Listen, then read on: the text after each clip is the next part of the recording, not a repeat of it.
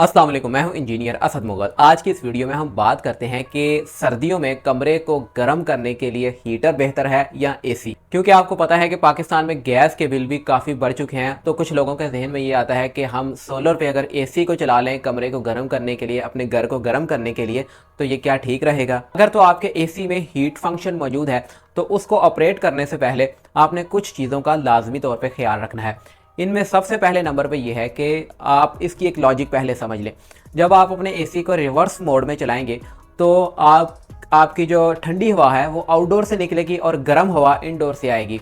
तो इसका मतलब ये है कि अगर आउटडोर के अंदर कोई डस्ट वगैरह जमी है, उसकी पतरियों के अंदर, पाइप्स के अंदर डस्ट मौजूद है या कोई नमी मौजूद है, तो वहाँ पे बर्फ़ जमना शुरू हो जाएगी। तो जब वहाँ पे बर्फ़ जमेगी तो ये जो बर्फ़ है ये आपके जो पाइप हैं, वहाँ पे आउटडोर में पाइप हैं या पतरियाँ लगी हैं, उनको कमज़ोर करेगी, वहाँ पे क्रैक्स का बायस बनेगी।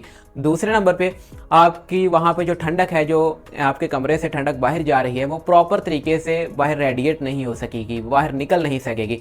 इसलिए कोशिश करें कि आपने आउटडोर यूनिट की सफाई अच्छे तरीके से पहले कर लेनी है। उसको हर तरह की जो है नमी से या वहाँ पे अगर डस्ट पार्टिकल्स हैं उनको डस्ट से साफ़ कर लेना है। इसके लिए आप किसी ब्लोअर से उसको साफ़ कर लें या जो कार वॉशर होता है उससे आप साफ़ कर लें, या अगर आपके पास ये दोनों चीज़ें मौजूद नहीं है तो सिंपल प्रेशर पाइप से ही, घर वाले प्रेशर पाइप से ही उसको साफ़ कर लें।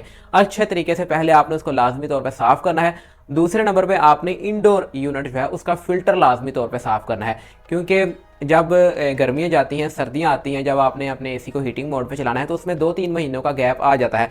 उस दौरान जो फ़िल्टर है वो काफ़ी ज़्यादा गंदा हो जाता है, जिसकी वजह से प्रॉपर तरीके से एयर वो सर्कुलेट या उसको फ़िल्टर नहीं कर पाता। तो इसलिए कोशिश करें कि जब भी आपने अपने एसी को हीट मोड पे चलाना है तो उसको लाजमी तौर पे अच्छे तरीके से पहले साफ़ कर लें। दूसरे नंबर पे आपने ये बात जहन में रखनी है कि अगर तो आप एसी को 18 से 22 डिग्री तक चलाते हैं तो फिर ये बहुत ज़्यादा एफिशिएंट होता है, यानी कि कम बिजली खर्च करके तो अच्छे तरीके से कमरे को गर्म कर देता है।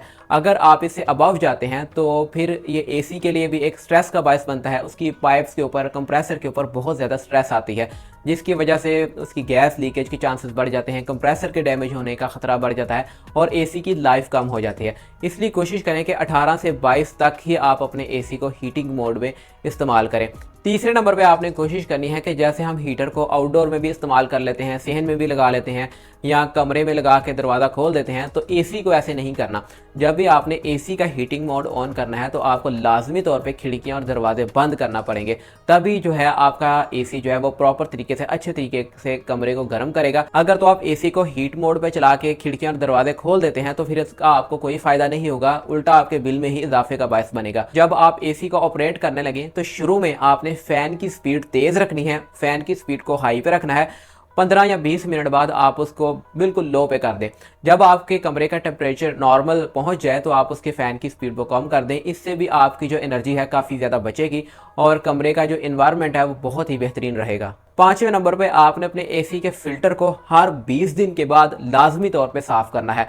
जो इंडोर यूनिट के अंदर फ़िल्टर लगा होता है उसको लाजमी तौर पे साफ़ करें, और ये आप खुद भी कर सकते हैं। अगर तो आपका एसी कोई बहुत रश वाली जगह पे लगा है, जहाँ पे मुसलसल लोगों का आना जाना रहता है, जैसे कोई दुकान है या कोई ऑफिस है जहाँ पे लोग जूते लेके आते हैं, तो वहाँ पे डस्ट बहुत ज़्यादा होती है। तो इस केस में फिर आपने एसी के फ़िल्टर को हर 15 दिन बाद साफ़ करना है। छठे नंबर पे जब आप अपने एसी को चलाएं तो उसके कोई 4-5 घंटे बाद आपने आउटडोर यूनिट पे देखना है कि वहाँ पे बर्फ़ तो नहीं जम रही। अगर तो बहुत ज़्यादा वहाँ पे बर्फ़ जम रही है तो फिर आपका जो एसी है वो प्रॉब्लम में है, उसका आपने जो ऊपर वाला आउटडोर है उसको अच्छे तरीके से साफ़ नहीं किया हुआ।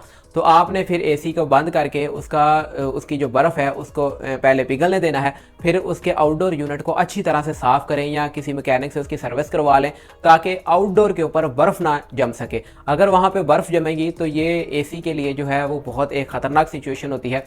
अपनी जो कूलिंग है उसको प्रॉपर तरीके से बाहर नहीं फेंक सकता, और इसके साथ साथ जो बर्फ़ वहाँ पे जमती है तो वो क्रैक्स का भी बायस बनती है। अगर तो वहाँ पे मामूली सी बर्फ़ जमती है तो फिर तो इसको हम नॉर्मल ही समझेंगे। अगर ज़्यादा बर्फ़ जमती है तो फिर हमें, जैसे कि मैंने आपको पहले बताया कि एसी को 18 से 22 डिग्री पे ही, इसको इसी रेंज के अंदर ही आपने इसको यूज़ करना है।